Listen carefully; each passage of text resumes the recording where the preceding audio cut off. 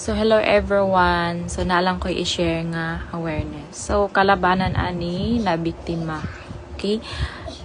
I don't know kung nanabay nakahimo ani video sa Facebook, but kani is-share ni nako kay daghan ako kaila nga na biktima. Gahapon perting hilak sa akong igsuon kay na biktima gid. Ang istorya ani naa daw siya'y nakaila sa Facebook na friend, no?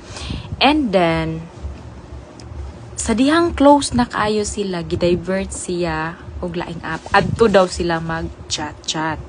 And then, pagkahuman ana, niingon dayon nga, padalhan ti ka og package. So, gamiton day niya kay, since close na mo, friend na mo, so, muhatag siya og package kuno as a gift. Karon, ang istorya.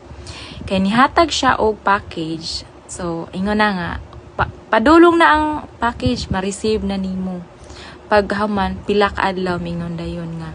Nana ang package but naalang kay bayaran before ma-receive. Diha pa lang daan, red flag na siya, no?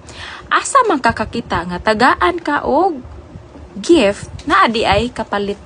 So di siya inon nga gihatag, no? Mura na nimo siya og gipalit. So ang hitabo karon kini sa ako ang igsuon kay kanang giingnan siya nga dili nimo makuha ang box tungod kay need pa kuno og unsa to nga mga something kuan kay naa kunoy 1 million sa box, diba?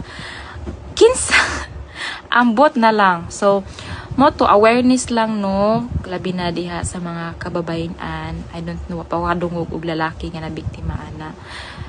Beware lang jud. So inana na gani moingon na gay tagaan ti kag package dayon naa kay bayaran. That's a no. Okay? Scam na. Karon ang problema, no? Nabiktima gyud ang akong igsuon. Pila ang iyang nautang? Almost 40k. Puwerteng hilak. No?